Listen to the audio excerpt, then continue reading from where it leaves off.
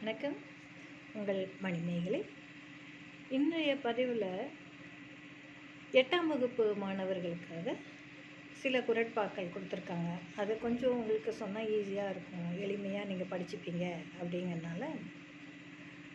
தன்னானே தனத்தானே தன்னானே தானே தனத்தானே கடுகை துளைத்து 7 கடல் புகுத்தி குறுக தரித்த குரல். என்ன அர்த்தம்னா, குறள் ரொம்ப சின்னது, 2 அடி தான்.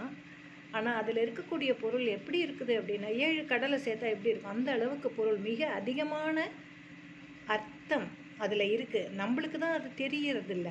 அதனால தான் நம்ம அதை என்ன பண்ணுறோம், ரொம்ப அலட்சியப்படுத்துகிறோம். ஆனால் நம்ம அலட்சியப்படுத்தாமல் அந்த 2 வரிகளை படித்து மனதில் பதித்து கொண்டோமானால் வாழ்க்கையில் எல்லா காலகட்டத்திலையும் அதனுடைய பொருள் விளங்கும் பொழுது நமக்கு மிகவும் பயனுள்ளதாக அமையும் என்பது தான். சரியா? இப்போ நம்ம குறள் பாவுக்கு போகலாம். இதில் என்ன கொடுத்துருக்காங்க அப்படின்னு சொன்னாக்கா, நடுவு நிலைமை அப்படின்னு சொல்லக்கூடிய அதிகாரம்.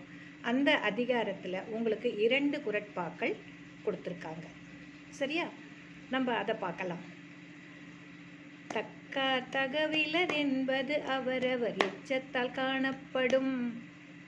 தக்கார் தகவிலர் என்பது அவரவர் எச்சத்தால் காணப்படும்.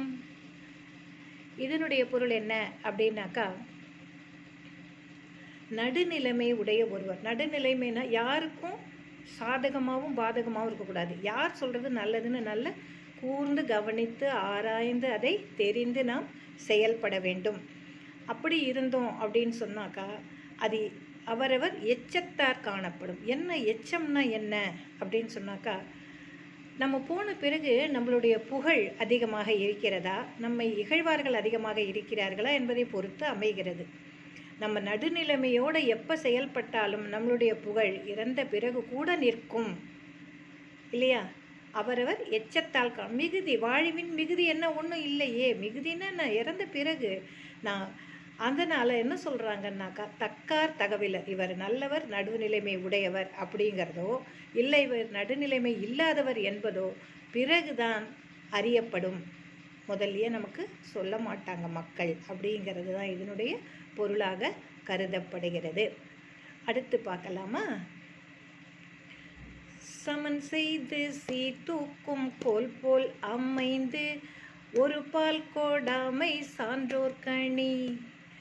சமன் செய்து சீர்தூக்கும் கோல் போல் அமைந்து ஒரு பால் கோடாமை சான்றோர் கணி.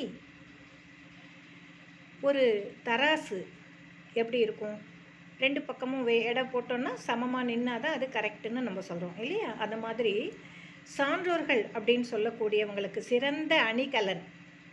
அணிகலன்கிறது இங்கேயும் பெருமை கொடுக்கக்கூடியது எது அப்படின்னா, சமன் செய்து சீர்தூக்கும் கோல் போல், தராசு மாதிரி யார் பக்கமும் நம்ம இல்லாமல், நல்லவங்க கெட்டவங்க தெரிஞ்சவங்க தெரியாதவங்கலாம் இல்லாமல் நம்ம என்ன செய்யணும், ஒரு நடுநிலைமையோடு தீர்ப்பளிக்க வேண்டும் அல்லது செயல்பட வேண்டும்.